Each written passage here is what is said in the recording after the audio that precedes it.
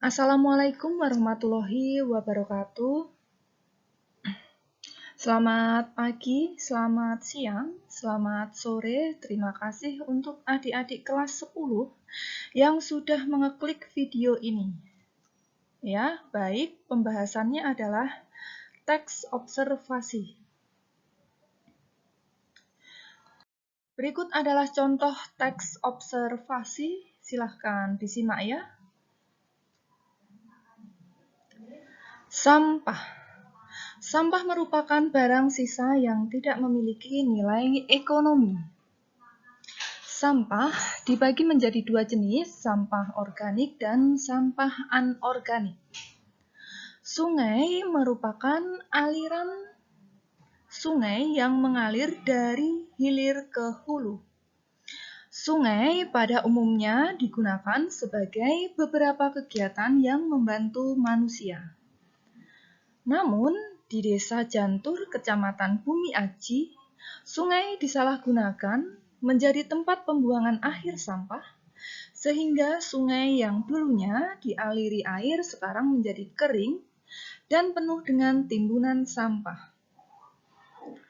Sampah anorganik adalah sampah yang sulit diuraikan, tidak bisa hancur dengan alami, biasanya terdiri dari limbah-limbah bahan-bahan kimia yang tidak mudah diuraikan. Sedangkan jika sampah anorganik didaur ulang, dapat membuat barang yang bernilai guna. Contoh jenis sampah anorganik adalah plastik, wadah deterjen, plastik bungkus sisa makanan. Sampah organik adalah sampah yang dapat diuraikan lagi dan mudah membusuk. Sampah ini biasanya berupa limbah rumah tangga yang mudah membusuk, limbah ternak yang tidak dikelola terlebih dulu, tetapi langsung dibuang begitu saja, dan daun-daun atau batang pohon yang sudah mati. Contohnya, daun, sayur, sisa buah, limbah kayu sisa, dan limbah pembuangan kotoran sapi. Baik sampah organik maupun anorganik sesungguhnya sangat bermanfaat bagi kehidupan. Harapannya, manusia dapat mengolahnya dengan baik. Nah, Kak Murti sudah membacakan ya salah satu contoh teks observasi dengan judul sampah. Teks ini adalah bentuk sederhana contoh dari teks observasi yang terdiri atas 4 paragraf. Nah, kuis yang akan kakak berikan pada video kali ini adalah struktur teks sampah berikut ini ya, karena ini adalah teks laporan hasil observasi terdiri atas 4 struktur. Nah, pertanyaannya, struktur bagian definisi manfaat terdapat pada paragraf ya. Kakak ulangi lagi ya. Pertanyaannya adalah struktur definisi manfaat ya. Bagian definisi manfaat terdapat pada paragraf. Nah, jawabannya bisa adik-adik tuliskan pada kolom komentar di bagian bawah ya, sebagai absen kehadiran dalam video penjelasan ini.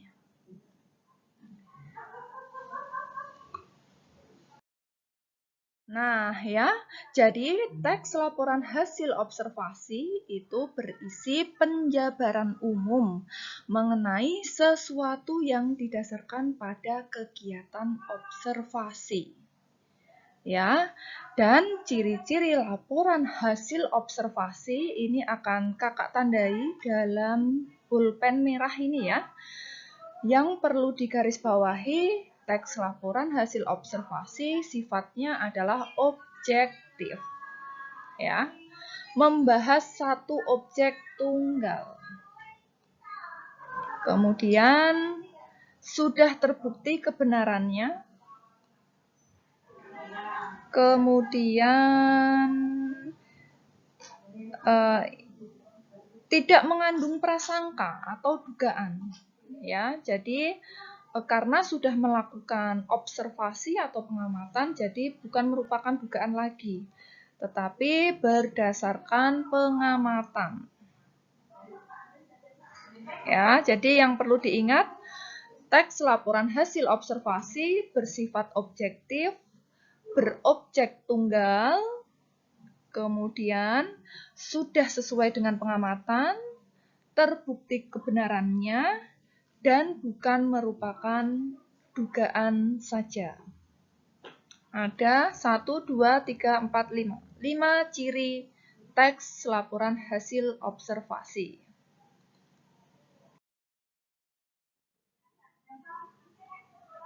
Nah, ini adalah menjelaskan tentang informasi yang terdapat dalam teks laporan hasil observasi itu menunjukkan fakta ya. Fakta tadi ya merupakan salah satu ciri teks laporan hasil observasi di mana pernyataannya tidak terbantahkan kebenarannya. Nah, tadi di awal video pada waktu kakak menjelaskan tentang contoh teks laporan hasil observasi, ya sudah menyebutkan ya, kalau strukturnya ada 4, yaitu 1. Definisi umum, 2.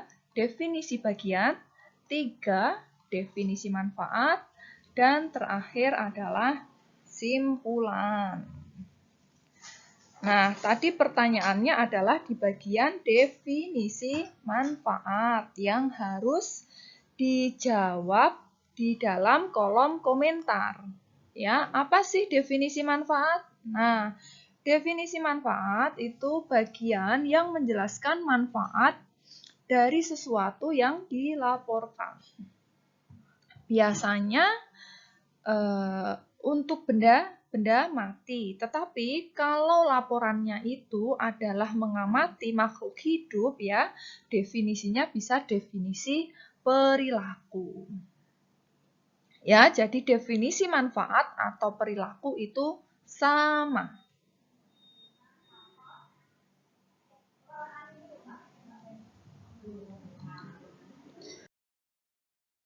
Selanjutnya, kaidah kebahasaan teks laporan hasil observasi. Yang dimaksud kaidah kebahasaan itu struktur bahasanya, biasanya menurut PUEB. PUEB ya, PUEB itu pengganti EYD. Ya, sekarang namanya PUEB. Ya, apa sih yang ada di dalam teks laporan hasil observasi? Ya, ada kata, ada frasa, verba, kata kerja, ada nomina atau kata benda. Sedangkan kalimat definisi adalah kalimat yang mendefinisikan atau mengartikan. Kemudian disebutkan pula paragraf deskripsi. Di dalam teks laporan hasil observasi terdiri atas kalimat tunggal atau disebut kalimat simpleks dan juga kalimat yang berstruktur lebih dari satu atau disebut kalimat kompleks ya. Nanti mengenai kalimat simpleks dan kompleks ya, ini bisa kakak jelaskan pada video berikutnya.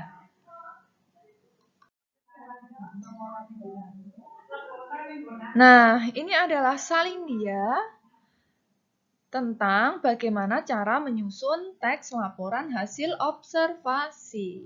Ya, yang pertama adalah menentukan topiknya. Kemudian setelah dapat nih, misalkan topiknya tadi adalah lingkungan atau membersihkan lingkungan. Ya, seperti tadi yang kakak contohkan di awal, membersihkan sungai dari sampah. Ya, kemudian merencanakan cara penyelesaiannya bagaimana. Setelah tahu cara penyelesaiannya, melakukan pengamatan. Pengamatan ini dilakukan secara berulang-ulang. Setelah pengamatannya selesai, baru kemudian membuat kerangka laporan. Kerangka laporan yang dimaksud bisa dalam bentuk kalut. Apa sih kalut? Kalut itu kalimat utama, ya. Jadi kalimat utama itu adalah kalimat yang mendasari sebuah paragraf, ya, yang ada gagasan pokoknya. Ya, kemudian menyusun laporan, setelah menyusun baru menyunting atau membenahi, ya. Ini kakak minta maaf ya, kakak tidak menggunakan pulpen elektronik ya, ini hanya menggunakan mouse sehingga tidak atau kurang tepat ya coretan-coretannya. Tapi semoga tidak mengganggu. Ya, baik, demikian video pembelajaran ini ya. Kakak sengaja tidak menggunakan musik ya, semoga saja lebih bisa fokus pada apa yang dijelaskan. Silahkan diputar ulang ya. Kemudian jika ada pertanyaan, boleh mengajukan pertanyaan di kolom komentar. Jangan lupa ya, untuk menjawab kuisnya, pertanyaan tadi ya di dalam kolom komentar sebagai bukti sudah menyimak video. Semoga kita semua dalam keadaan sehat selalu. Ya, kakak akhiri. Wassalamualaikum warahmatullahi wabarakatuh.